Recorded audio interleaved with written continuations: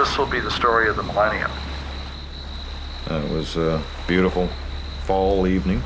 It was dark but clear. I noticed a couple lights in the sky. Sightings were extant from Metro Halifax to the southwestern tip of Nova Scotia. I'd seen this object. Look, what the hell is that? We didn't know what was happening. Did you see it? I had to make sense of it, and I certainly had to make it known. Because you couldn't believe what I'm seeing through my binoculars. Everybody knew what had happened that night and were held to secrets. I don't know, it just isn't credible. We lose sight of it at the bottom of the hill, and when we get to the top of the hill, it's in the water. I don't know what that thing is down there, but it's no submarine. And it was very disturbing. Very eerie, very eerie. It was the most highly classified subject in the United States government. Something came out of the sky and went into the water in Shag Harbor, and nobody knew what it was. I mean, I definitely knew what I saw. I haven't seen anything like it, not ever since, or before. This case does not evaporate. There were many strange lights in the sky over Nova Scotia that night. But for the people of Shag Harbor, those lights would fall to the earth, and the eyes of the world would fall on Shag Harbor. And this case could be the one.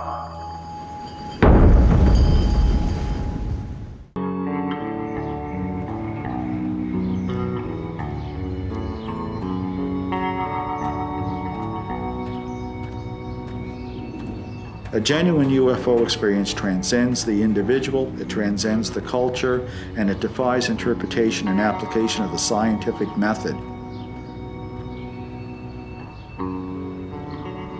It changes us in some fundamental sense.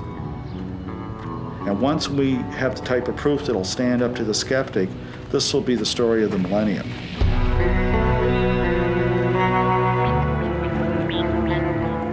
He's a bulldog. He goes at it, which is what you have to do a good job on a particular case.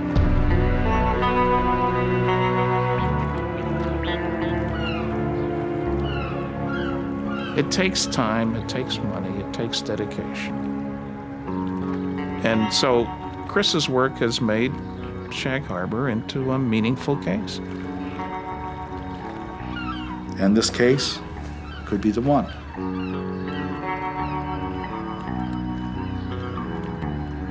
On October the 4th, 1967, the night of the UFOs, Chris Stiles was 12 years old. He was one of dozens who saw strange lights in the sky over Nova Scotia that night. That experience formed a lasting impression. Back on the night of October 4th there, after leaving the front door of the house and racing down through the adjacent streets at breakneck speed, around to the corner there of the nearby warehouse, and made my way over the tracks here to get a vantage point to see what was moving along the harbor. I remember standing there utterly terrified. I had the sense that I wasn't supposed to be here, I wasn't to be this close. And this huge orange sphere was simply tracing the shoreline a ways out, coming directly toward me. I kind of felt as if it would be like a dog when you run from it, it would suddenly pounce on you. I literally felt cold inside. I can remember it was one of the few times in my life I felt real fear, and you know the difference. It's like when people discuss the difference between hunger and sugar hunger, something that few people in North America truly know. The next morning, Chris received a long-distance phone call from his grandfather in Shag Harbor, 150 miles down the coast. His grandfather told him that he too saw lights in the sky last night, and that one of those lights had crashed into the waters of Shag Harbor. I think the Shag Harbor incident is very important because it's one of the very few cases where we have some really good indication that something came down close to military systems, was seen by people, and it hasn't yet brought forth the knives from the noisy, nasty negativists that Roswell has, for example. Well, this is certainly the spot. Yeah. A few little changes around here. See, they slapped a coat of paint on the building. Years later, Chris saw a television program about the Roswell, New Mexico UFO crash of 1947. It reminded him of Shag Harbor. From that moment, Shag Harbor became an obsession with him. The Shag Harbor incident is unique in that it's one of the cases that the more data you learn, the more witnesses, the more documentation, this case does not evaporate. The more you learn, the stronger it gets in terms of its unconventional reality. One of the first witnesses Chris talked to was a fisherman named Laurie Wickens. We was driving up through Shag Harbor, headed towards Woods Harbor, taking the girls home that were with us. On the night of the UFOs, young Wickens and some of his friends were driving home from a dance. We happened to look off to our right. I think I noticed them first and see some lights flashing in the sky. One would be on, then another one, then the four would be on, then they'd all go off, then that sequence would start over. We thought it was an airplane, although the lights were different than any planes that we had seen, but I still figured it was an airplane at the height and stuff and the speed it was flying. The strange flashing lights followed the car along the highway for some time. Wickens thought the plane was in trouble. It's flying this way, tips that way, but we're coming into a hill, so we can't, we lose sight of it at the bottom of the hill, and when we get to the top of the hill, it's in the water. And we figured it was a plane crash, so we went to the nearest phone booth and called the RCMP. Laurie Wickens was the first person to report the incident to the RCMP detachment. The officers wasted no time getting to the scene of the crash, near an Irish moss plant, overlooking the harbor. When officers first drove into the parking lot of the plant, there was already a crowd of locals gathering that were trying to figure out what was going on out on the waters of the Sound. What they saw when they got there was a pale yellow light that appeared to be as much as 8 feet above the surface of the water, and it was moving under its own power. It was moving in the direction of the ebbing tide, but it seemed to be moving at a greater rate than that, and it was trailing a wide path of yellow foam.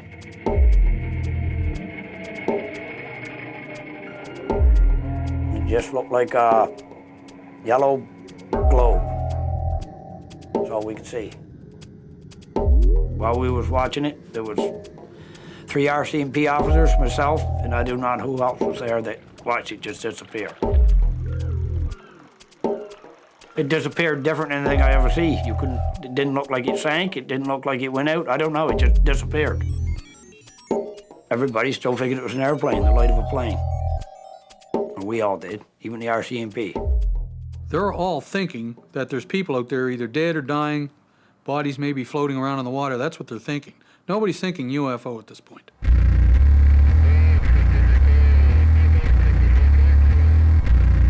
Whenever there was trouble in the water, the RCMP relied on local fishermen for help.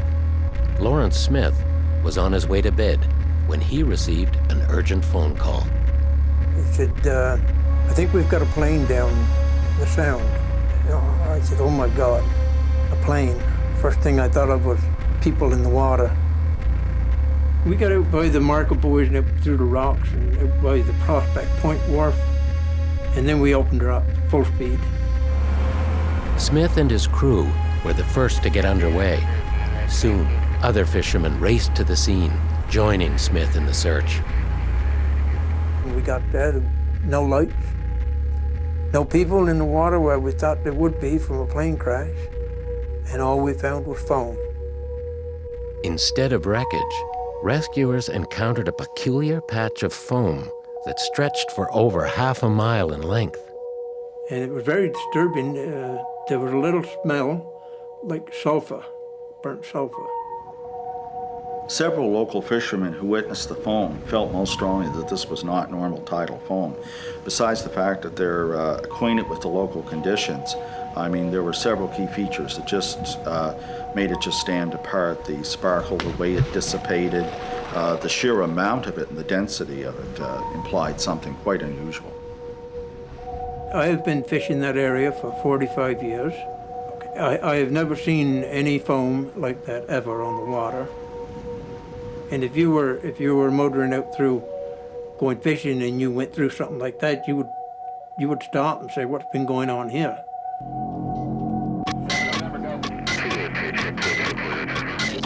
As the fishermen searched the harbor, the RCMP contacted the Rescue Coordination Center in Halifax. The RCC put out an urgent call to military and civilian sources, asking for reports of any missing aircraft along the eastern seaboard, from Labrador to Cape Hatteras. Coast Guard Cutter 101 from nearby Clark's Harbor was immediately dispatched to Shag Harbor to aid in the search effort. It was so quiet and clear, and the sound travels over water that night, that they could hear the twin diesel engine starting up 13 miles away in Clark's Harbor. And then it raced over probably about 8 to 10 knots to get over to the area. By the time 101 reached the area from the nearby life-saving station, the foam had dispersed, but the boats were still plying their lights on the water and looking for any clue as to what may have struck the water surface. Again, concern ran high for the possibility of survivors. An hour later, the word was coming back from RCC in Halifax that nothing was missing. There was no military aircraft missing, no commercial aircraft missing, no private aircraft that were on flight plans were missing. So everybody at this point is wondering, well, what are we looking for? There's nothing up there. We have nothing. Something came out of the sky and went into the water at Shag Harbor, and nobody knew what it was.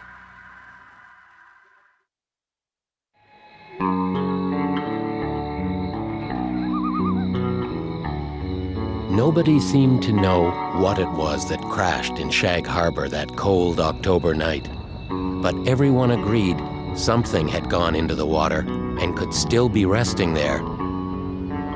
Perhaps something worth looking for. Shag Harbor was making waves in the media too. Newspapers, tabloids, and even a comic book jumped on a sensational headline story written by Chronicle Herald reporter Ray McLeod. It was not his usual sort of assignment. We had reports of lights going down into the water, and the RCMP were telling us that their people had seen it, various people in the boats had gone out, and I was on the phone getting everyone I could to talk to me, and gradually started piecing together what had been seen that night.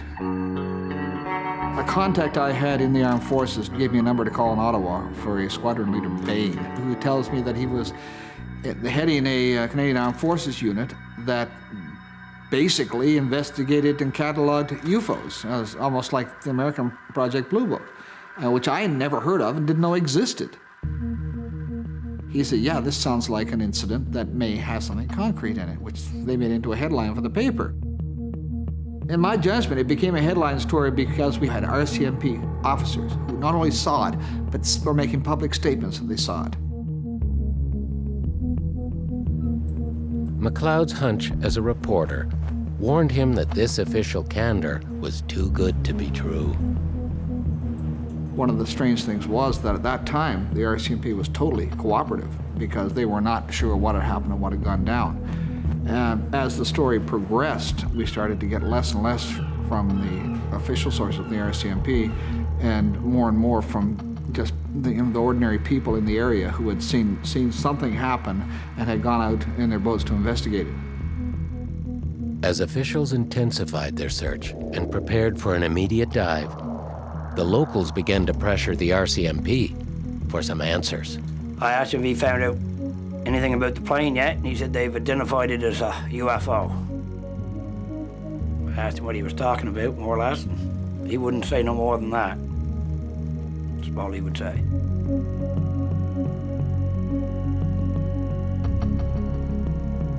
On October the 7th, 2 days after the crash, Navy divers from HMCS Granby started searching the bottom of Shag Harbor for wreckage. But what this wreckage might be remained unspecified. The waters off Shag Harbor are shallow and the currents are strong. The Navy divers knew if the wreckage had not been swept out to sea, they would soon find it. Now, as it turned out, they stayed on the dive until Sunday night, so that they'd done 2.5 days on the dive before they packed up and took whatever they had into an old deuce-and-a-half Army vehicle they called Old Sid. They come in around noontime. They had a package which they brought in and put in the Navy divers' van, and they left, and they that was the end of all the diving. Residents of Shag Harbor claim they watched as the military hauled something out of the harbor. When they quizzed the divers about what this was, the divers simply responded by claiming that these things were markers they used on the bottom to keep their orientation. It's hard to imagine that you would have markers that would have in their description constituted a hazard when you're under the water. They were simply quite jagged, twisted, etc. It just doesn't line up. Strangely enough, if you go by the military documents, the divers found nil. That's not a bit of anything. Nothing in the water.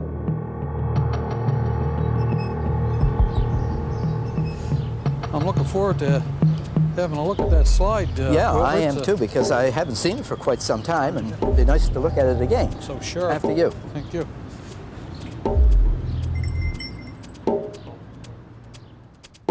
No one has ever learned what the Navy pulled out of Shag Harbor that week of 1967. Local investigators would have to look elsewhere for clues to the origin of the crashed object. One such clue may come from the night of the UFOs itself. Photographer Wilfred Eisner was yet another witness to the strange lights in the sky. They were there for a reason. There's no doubt about that. And there were more people that seen them than myself. Eisner and two of his friends were burning an old boat on Mason's Beach, east of Shag Harbor. On one of these times when I went for driftwood, I noticed a couple lights in the sky. I thought it was kind of curious. And I thought, well, better take a picture of it. He had planned to take photos of his boat for posterity, but instead, he captured what may be the only existing photograph of the UFOs. Well, that's it, right above where them people are.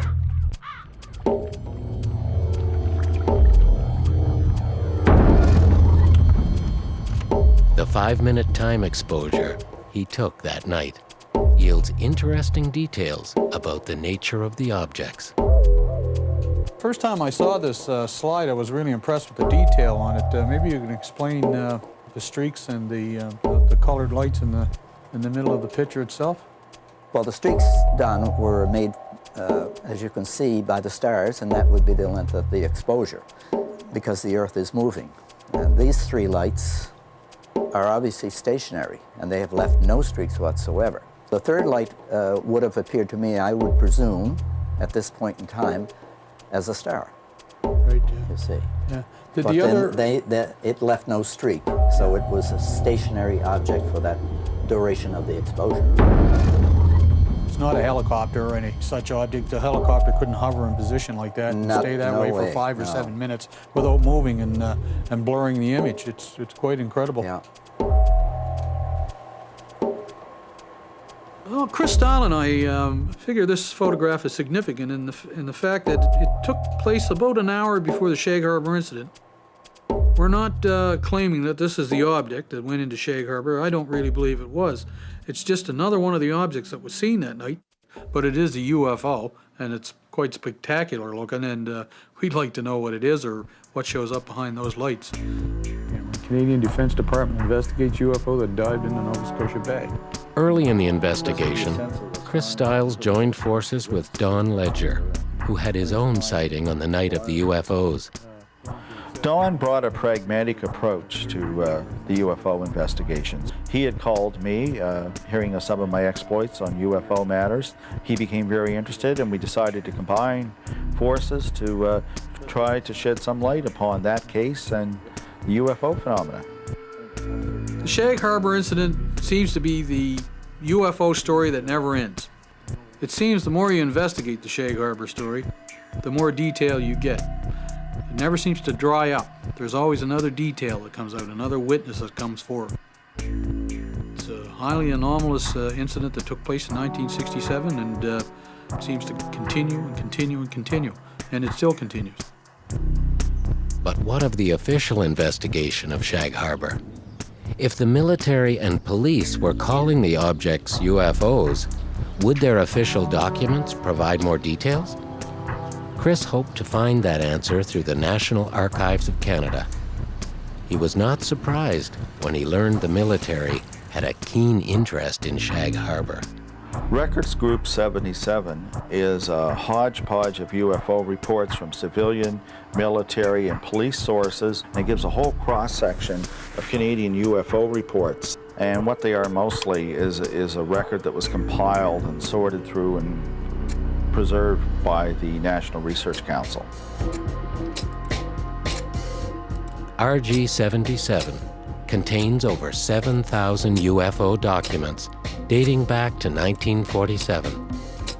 I knew that there was a microfilm record in Ottawa of UFO documents. I'd heard it mentioned by other researchers. I tried to read up on as much literature as possible, and I just requested anything and everything they had from that period in the hope that something would have a bearing on Shag Harbor, and indeed we did strike pay dirt in RG-77. The pay dirt came in the form of official telexes between Ottawa and Nova Scotia. There are a number of documents, a number of telexes that went between the bases and the D&D record that show that they thought they were dealing with a real UFO incident. Some of the officers wrote on these documents, which have been preserved on microfilm. And perhaps what's even more telling is the margin notes. We have 3 letters scrawled at the top, UFO, and underlined 3 times. I've looked at thousands of documents from various UFO incidents, and that's the only case where I've ever seen this reaction. I've often said, I don't know if what's responsible here is extraterrestrial, extratemporal, or extra-dimensional, but it was certainly unconventional. And I think they ran with that premise in Ottawa, and I think that the priority and the tone of these documents speaks loudly that they were dealing with something potentially extraterrestrial. Canadian Forces Station Barrington lies 13 miles from Shag Harbor. This NORAD radar station provided aerial detection during the height of the Cold War. Chris and Don wanted to know what role it played in Shag Harbor. I think we would have been very concerned. What is it? Whose is it? What are its intentions? Did the various and sundry sensing systems in the area detect anything? Where is that thing? What's it doing? And do we have any good, solid information on it? So what I'm saying is you have to look at this from a strictly military viewpoint. Defense. What's going on? What can we do about it? That's a very important consideration in today's world. I mean, if this is truly is a vehicle or vehicles from other planets, then finding out their method of propulsion, finding out what they're made of, finding out how they work, would give tremendous military advantage to the nation that uncovered that information. That would be very hot military data, partly because it may tell you where you're vulnerable. Did this radar site detect the Shag Harbor UFO? This is still active. It's there's a landline running out of here somewhere, and it's feeding Greenwood for western approach, and I think they're using it at Halifax, probably linked through to Moncton Center and New Brunswick. It's all automated, of course. Oh, it's all automated, yeah, but it's still working. Yeah. And you can certainly see why they picked this site for the base. Traffic's constantly going through here all day long. It's up there now, probably just can't see it. If there was something over there, this thing had to have it on it. Yeah. Unless, of course, like a lot of UFO reports, they don't pick them up on radar, but apparently they did. But then again, coming in over Siberia, they had it. They had it over northwestern Canada and Alaska and so on. You look at Mercy's RCMP report, he had returns at his sighting up at Sambro, what? Yeah. 2 hours to half an hour before a deck of radar. Yeah. And they had visual sightings too, you know. And one of those objects was seen to surface and arc toward southwestern Nova Scotia, so.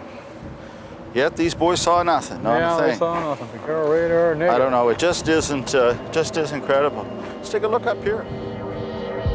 But at the end of it, it's interesting that the military still stated that they believed that something had indeed gone into the water and that it had been unconventional.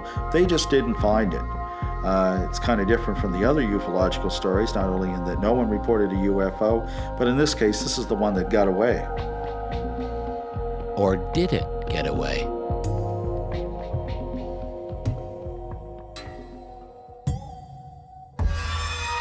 People forget rule number 1 for security. You can't tell your friends without telling your enemies. So you have to deny your own people. history of the Manhattan Project. When the first atom bomb was tested, July 16th, 1945, rather successfully out in the middle of nowhere in New Mexico, Trinity site, people saw it 100 miles away, even though it was 5:30 in the morning.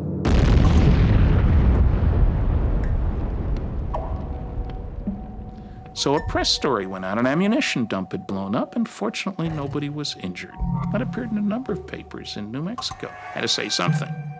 They were lying through their teeth, but of course they were, and they should.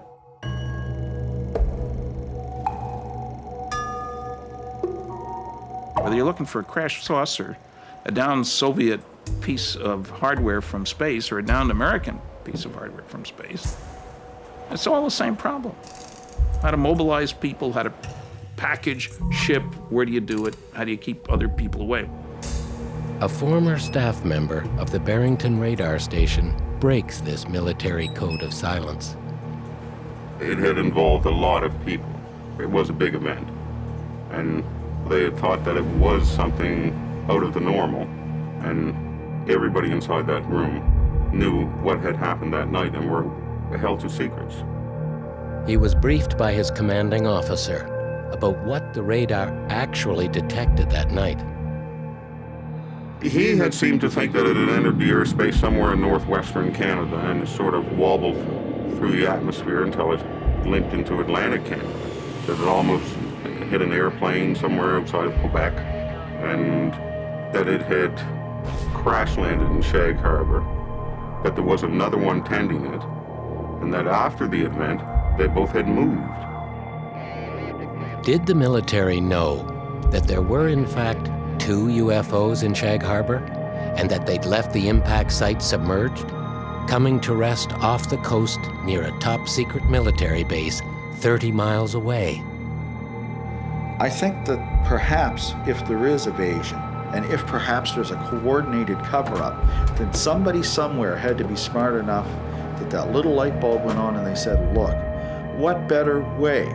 We got a bonus situation here to cover up a UFO attempted recovery operation 30 miles away than say, yes, guess what? We think a UFO crashed, and have everybody and all the cameras pointed at the impact site.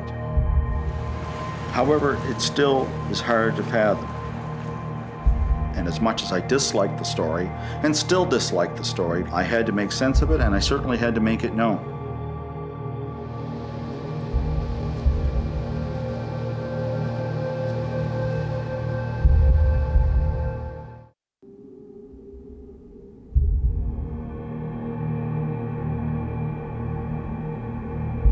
The UFO flap that stunned Nova Scotians in October 1967 was not the first such incident in Canada. The story that wouldn't go away has its roots in an event that occurred over Ottawa in 1954, 13 years earlier. Worried that our skies were under siege from an unknown threat, the Department of National Defense, in cooperation with the Department of Transport, established the world's first UFO detection station in Shirley's Bay, 10 miles west of the nation's capital. The government would have preferred to keep the whole thing quiet. They were almost successful. Wilbert Brockhouse Smith, an engineer with the Department of Transportation, was the man in charge of this project. It was his brainchild. Smith believed if he could find a flying saucer, he could duplicate its technology. Smith had really put his finger on things. He was a scientist. He was somebody who looked for facts, for data, for solid information on which to base whatever his conclusions were. The people with a serious interest in flying saucers thought well of Smith. Smith suspected that flying saucers worked on magnetic principles, geomagnetics. He hoped to confirm his theories if only he could speak to the right people. The people who knew about the discs. Smith, in addition to being involved with the Department of Transport, had strong connections with the Canadian Department of National Defense, most specifically the Defense Research Board, the DRB. In charge of the DRB was a fellow by the name of Dr. Omand Solant. He was the chairman of the Defense Research Board. Solant was a good friend of Dr. Vannevar Bush, prominent scientist in the United States, and one of the individuals who was allegedly in charge of a group of scientists looking at a crashed disk. Dr. Sarbacher enters the picture because he worked for the American Defense Research Board, the equivalent of ours. Sarbacher's work was in guided missiles, missile propulsion. And it's as if everybody was in a community that, in a position to know each other and know of each other's work. Smith got his wish, and the resulting handwritten notes from his meeting with Sarbacher became the basis of Project Magnet. Smith, then the saucers do exist. Sarbacher, yes, they exist. Do they operate, as Scully suggested, on magnetic principles? We have not been able to duplicate their performance. Do they come from other planets? Sarbacher, all we know is we didn't make them, and it's pretty certain they didn't originate on this Earth. If I understand the whole subject of saucers is classified, yes, it is classified 2 points higher even than the H-bomb, and in fact, it is the most highly classified subject in the United States government at the present time.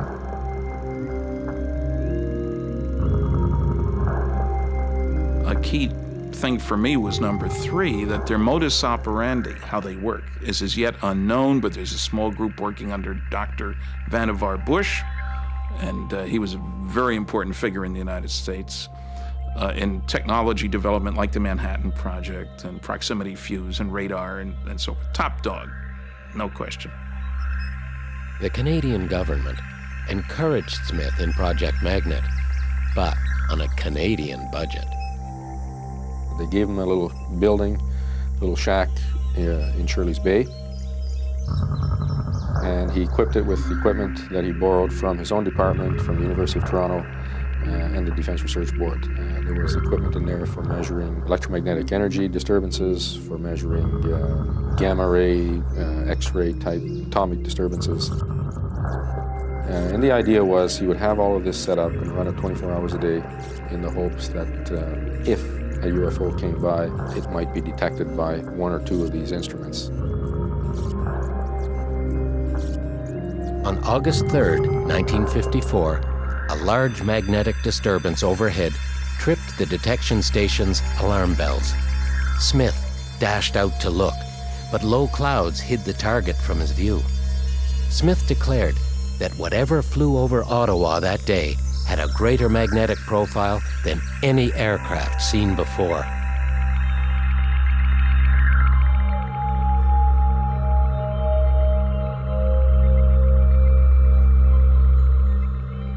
Smith was so excited by his achievement, he wrote a press release that was immediately picked up on wire services and transmitted around the world. His superiors found themselves in an awkward position. They met with Smith and told him what he had to do. And Smith ended up shutting down the station. At that time especially, maybe not as bad now, but at that time, talk of flying saucers was not taken in a very positive light. You know, you were nuts. And here you have a Department of Transport, a public group with a flying saucer research station attached to it. So his people were quite upset with all of this. Again, we have the noisy negativists saying, one guy said, oh, he was demonstrably crazy. He said that on a television program. And of course I had to jump in and say, you know, that's Tommy rot. It's just total nonsense. He did die of a brain tumor, okay. I'm not going to blame him for that, you know. So I think Wilbur Smith deserves our approval, our applause for all the effort he put into the whole UFO question and his willingness to dig deeply into what was considered, you know, crazy stuff by some people. But by talking to the press, had Smith compromised the secrets of MJ-12, an American saucer retrieval program that is revealed in these documents? Those documents are the most important government documents classified documents ever leaked to the public. Because, in summary, they establish, if they're genuine, which I believe they are, based on detailed, careful scientific investigation, that A, flying saucers are real, that the United States government has recovered a flying saucer and alien bodies, that it set up an outstanding group of people to deal with it, and that aliens aren't infallible. One crashed.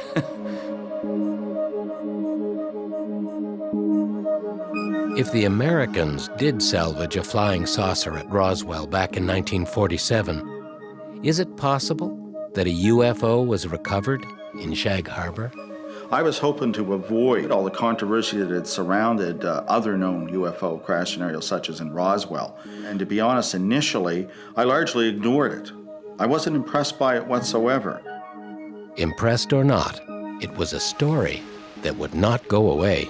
What I was being told by the former military staff that were involved in the search effort was that while a search was going on in the Sound at Shag Harbor, military personnel already knew that the object was no longer there on the seabed, that it had moved away under the water, rounded Cape Sable Island, had gone up the coast and come to rest on the seabed off the coast of Government Point, which was the location of CFS Shelburne, Canada's most secret military base.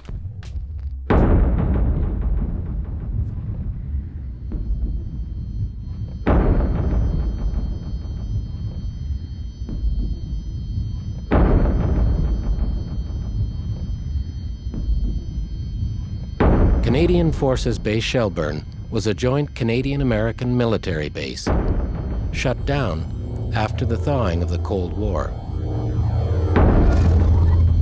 Over the years, a cover story had been put out to explain this base away as being an oceanographical study base to study wave action, the depth of water, salinity of water, whatever, supposedly to aid the navies of both our countries in better understanding the ocean. And it wasn't until really in the 80s that it really became known as for what it really was, which was a secret submarine detection base, detecting submarines all over the North Atlantic. The operation was part of the SUSO system, an underwater network of microphones deployed throughout the North Atlantic. The signals were channeled ashore to CFS Shelburne at Government Point, where they were monitored 24 hours a day. In addition to that, they had another grid laid out under the water, which was called the MAD grid, or Magnetic Anomaly Detection Grid, which could detect the hull signatures of heavy metal vessels, submarines in particular, and they could pinpoint them on a grid as to where these particular vessels were when they were picked up. But why would the UFO travel to Government Point? You have to understand that Shelburne is part of a system for monitoring the Atlantic Ocean for the Soviet fleet, but more importantly for Soviet submarines. And so you're always concerned about anybody, anything coming within view of your sensing systems. And you want to know how vulnerable you are, because maybe this is something before an attack. First thing you do is knock out the other guy's detection system. So what I'm saying is there's a part of a much larger picture here. It's nice to talk about saucers landing on the White House lawn, you know, but in the real world, there are all kinds of electronic barriers, fences, call them what you want, detection systems. And I would be astonished if alien visitors didn't pay attention to these, for their own self-interest, if nothing else. The sophisticated equipment that CFS Shelburne held told them this thing was simply a few miles off the coast, resting on the seabed. I was told that a flotilla of ships was quickly assembled over the resting object.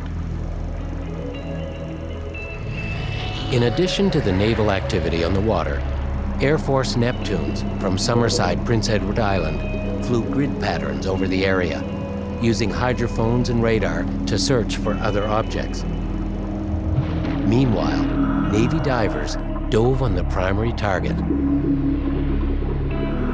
What the divers told me simply was that there was an operation at the mouth of Shelburne Harbor, And they held station on ships and dove over a period of 1 week over what was an apparent UFO on the bottom, and that it was being assisted by a second craft that was somehow lending assistance to it. One of the expressions they used was that there was still activity going on down there. These men claimed to have been in the water and watched us at a fairly close range as they were placing cameras and sensors, etc. It's an incredible tale. Not only did they see objects down there, but they saw things as well. And we sort of have to leave that to your own imagination as to what these things were. They're certain, or at least this particular diver is certain, that they weren't from here. He was definitely afraid to go any further than that because of the fact that he was with the military, from what we understand, was not allowed to talk about them.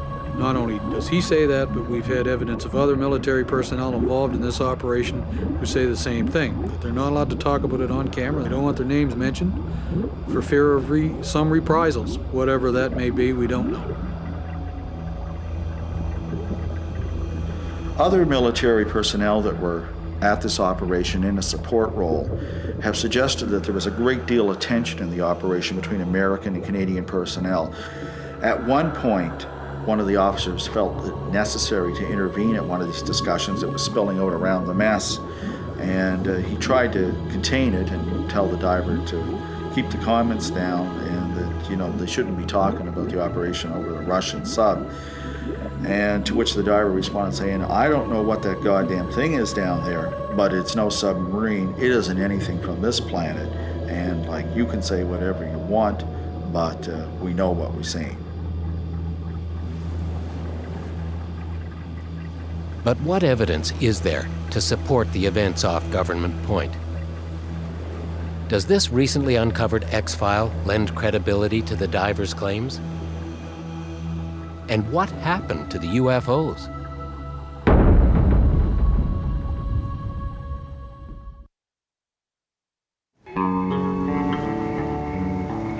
Until recently, the tale of the Shag Harbor UFO's journey to Government Point, where it was detected and observed by the military, has remained a secret. In 1993, this top-secret RCMP X-file was accidentally discovered in a Nova Scotia University archive. There's an RCMP X-file that does make mention of a second search effort off Shelburne. Again, when we go to the flap that was unfolding over Nova Scotia, there is mention by a fisherman who made an official report to the RCMP detachment. His second last sentence of the statement is very telling in that it says, "Perhaps it is like the thing they were looking for down off Barrington Passage, or Shag Harbor, or off Shelburne." This seems to give some indication that there was indeed a second and simultaneous search effort. And 1 week later, our former 12-mile limit was violated by a Soviet submarine that was approaching this thing. The ships broke station, sailed toward the approaching submarine to show challenge. At this point, the UFOs on the bottom become active, move under the water back down to the Gulf of Maine, break the surface, and fly away.